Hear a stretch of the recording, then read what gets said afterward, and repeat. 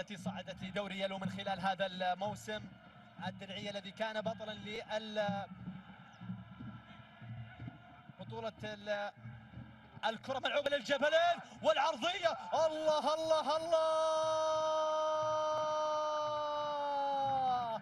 الجبلين يبدأ بأول أهداف الموسم من عرضية جميلة من راسية أجمل. هنا الهدف الأول في الموسم يسجل باسم الجبلين ويسجل باسم تشاناري إيرلاند. هنا يأتي بأول الأهداف للجبلين، أول الأهداف في الدوري يأتي من سيناري. الهدف الأول 1-0 إذن للجبلين، 1-0 إذن للجبلين من عرضية جميلة من نواف المطيري.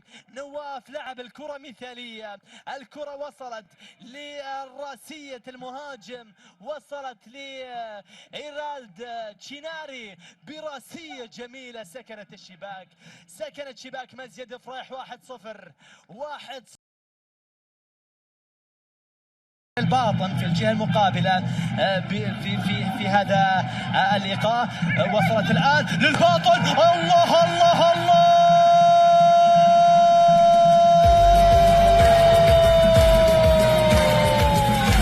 يا للقوة، يا للتركيز، يا للدقة، يا للرد، يا للجمال.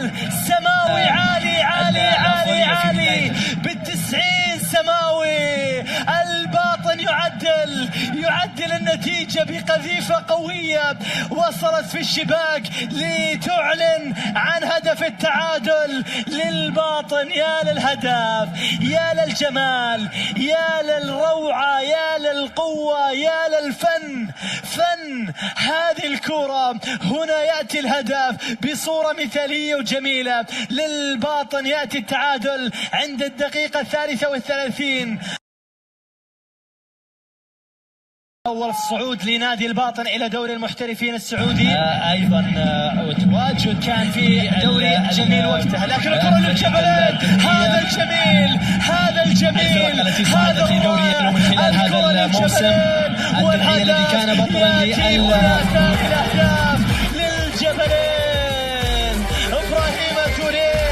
إبراهيم توريه يسجل هدف بالشكل اللي يبيه، بالطريقة اللي يحبها. يسجل هدف. الكرة ملعوبة للجبلين والعرضية. الله الله الله، الهدف للجبلين يأتي بصورة مثالية. الهدف الأول كان جميل، وهذه التمريرة الرائعة جدا يسجل إبراهيم توريه. نتحدث عن دوري جميل، أول صعود لفريق الباطن، لكن هذا الجميل، هذا الجميل، هذا الجميل. إبراهيم يدخل الأجواء، إبراهيم يرد على عبد الله ديابي، مهاجم بمهاجم، أجمل بهدف. 1-0 إلى الجبلين.